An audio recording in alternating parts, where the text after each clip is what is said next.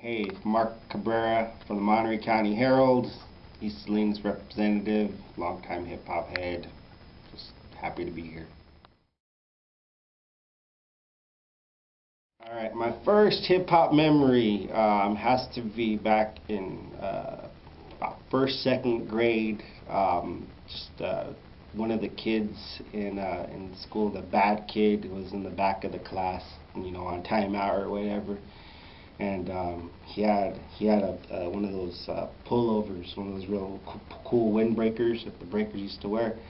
And I was just kind of staring at him, and then he started talking to me or whatever. And then he pulled out this big fat wad of fat laces, and I mean it was just all kinds of different colors, and the checkered joints, black and red, and whatever.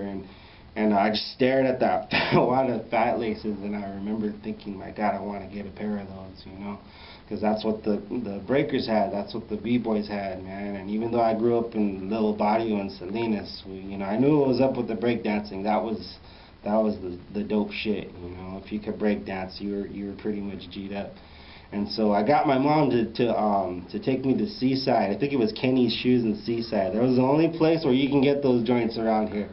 And she took me to Seaside and got me my first pair of fat laces. And I must have had like just an old pair of Nikes or whatever. But I laced my joints up, rocked them at school, and just, I just remember that feeling of like maybe not superiority, but just being cool, first, second grade or whatever. But you felt like that confidence, you felt like you're a little grown up. You felt like you were on the inside on something, Then I got into pop locking, and I remember break dancing competitions in Miss Vegas's third grade class, and I was a popper, and I tripped out the whole class, because I was a big nerd in school. I was like one of the smart kids in school, and I tripped out the whole class because I could pop, and I've always been a real small kid, and this little dark brown kid, can get down with the popping. And so I just remember those experiences in breakdancing, real early age, going with my parents, taking me to see breaking, watching. I remember Beat Street was on at the drive-in. My parents didn't take me to see that at the drive-in because I think it was like R-rated or something. And but we were watching some other movie at the drive-in, and I was just sneaking over and watching Beat Street. I couldn't hear the sound or anything. All I could do was watch the images. But I just remember those are my first memories of hip-hop, and going into like 7th grade, my aunts and uncles, I remember they gave me one of those old Kmart tapes with the rap's greatest hits, and one of the songs on there was Eric B. and Rakim, Eric B. for president. And I remember that line where Rakim said, "Thought I was a donut, tried to glaze me." And I was 7th grade, and I understand what he was saying, but it wasn't really corresponding to then. But I look back on it now, like that was my first concept of what dope lyricism was that line, and how it just stuck with me over the years. And like in high school, when that kind of became the old school joint, hearing that song, taking me back to that memory of my first real hip hop cassette, and just understanding what the culture really was, what real lyricism was at an early age, and it really informed my writing now, so I think back to those early memories of hip-hop, and how, understanding what a good line was good writing, and now, that I'm a professional writer, I always take that time to think back to how, my early memories of hip-hop, kind of helped me, forge along this career that I've chosen, and now I pay it back by, writing about local hip-hop, and writing about my reflections and thoughts about the national hip-hop scene, and including voices like Casio and any of the other local artists who want to get down with me. But those, I mean, it all goes back to that kid with those fat laces. I can't remember the kid's name, man, but, he was the one in first grade who led me on this path kind of indirectly,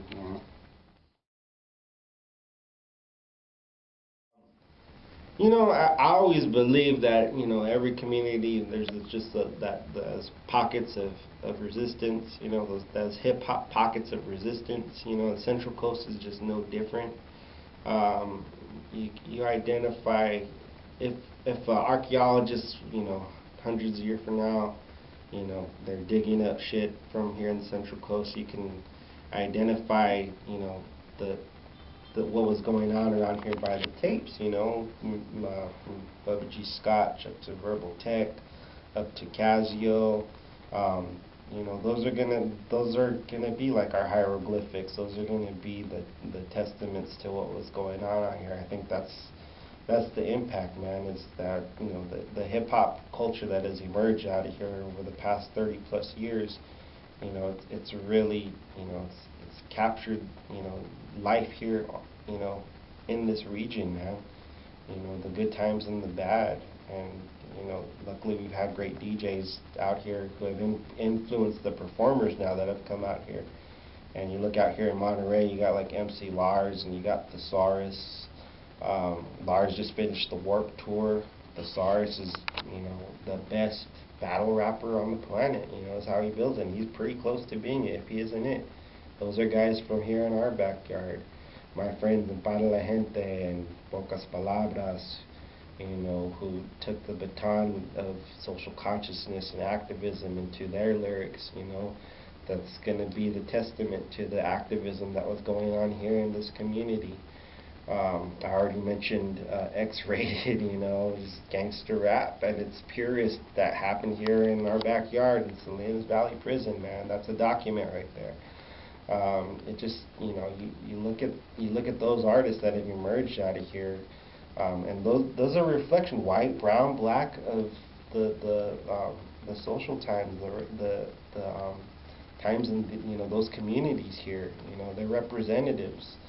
You know, some of the best representatives for this community that we've had, you know, on a national scale, on a regional scale. It came from hip hop, you know. And you know, Casio's name in the liner notes on Casio and Muhammad's name in the liner notes for Black Elvis. That was one of the proudest moments I think I had as a Central Coast representative, was seeing their name in the liner notes for a major record label release and saying, man, I listened to those guys. That's crazy. Cool Keith is giving them props. Those type of things, I've really, you know, when I see those things going on, it makes me proud to be a Central Coast hip hop head. And you know, I remember reading DJ Muggs' article sometime, you know, in the late 90s or whatever, talking about he wanted to be 50 or 60 years old buying hip hop albums, you know, still buying hip hop records. And I think I want to be kind of that too, you know. Maybe I won't be physically buying the records, but I'll definitely be listening. And I think just, you know, growing up out here in the Central Coast, being a hip hop head out there, you know, it's giving me, you know, that impetus to always follow it, you know, for the rest of my life. You know, it's just, you know, it was something, when I was coming up, it was something unique to be involved in hip hop. In the early 90s to the mid 90s, hip hop wasn't what it is now, you know. So the fact that I came up out here and you know, stayed true to it, it's always going to be a part of me because of where I grew up. You know, because I grew up in Salinas, where not a lot of people were into hip-hop early on. And the fact that now it's more accepted and it's more ingrained in the community and the culture here, it's an awesome thing to me to see hip-hop concerts going on locally. Small hip-hop concerts, you know, going on locally. And then, you know, the bigger ones at the Fox Theater. It's progress, you know. So it's hip-hop on the Central Coast, man. It's a living document, you know. That's the bottom line. You know, from the past to the present, going into the future. You know, it's a reflection of our community and the times in this community. And I'm just very proud to be, you know, a small part of that infrastructure, man.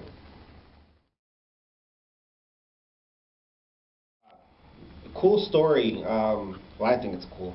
But I do a lot of spoken word poetry. I hosted an open mic out here in Monterey.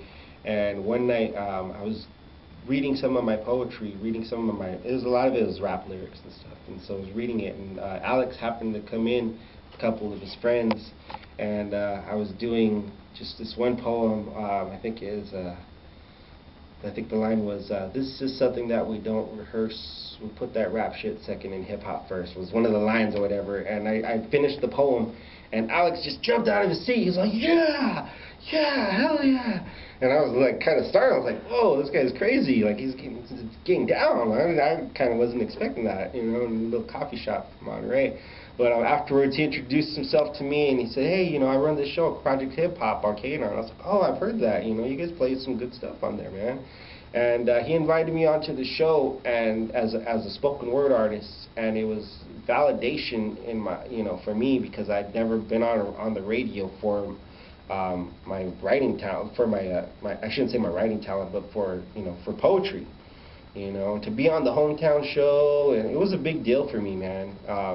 And then to discover what Alex was doing with Project Hip Hop, and the music that he was listening to, what he was trying to promote on a mainstream radio station, you know, it's big. That can't be overlooked, because even though it was 2 hours late on Sunday night, they were really honest and authentic with the messages and the music that they were trying to present out there for little old Salinas. And it was just a trip to discover that he had Talib Kweli was in the K-Don studio, you know, one random Sunday night, and I didn't even know about it. And, you know, to discover that that was going on, and he was responsible for it, I really give him a lot of respect and props. And it was real, you know, it's one of those things, another honor, the fact that, you know, he was who he was, and was really interested in the work that I was doing. He's another one of those guys that, you know, I really feel privileged to know, and that I can call upon him for stuff. And he always calls upon me too for stuff still, because he was working at the youth center for a couple of years, and he would call me up and invite me to the youth center to do poetry workshops and to read my poetry. And I worked with him as recently as last year at the youth center, doing spoken word poetry workshops out there, man. He gave me that opportunity to work with, you know, the young men that really could benefit from the type of stuff that I was doing. And, you know, for him, it all comes from a place of, you know, of respect for the culture, respect for the music, respect for the art.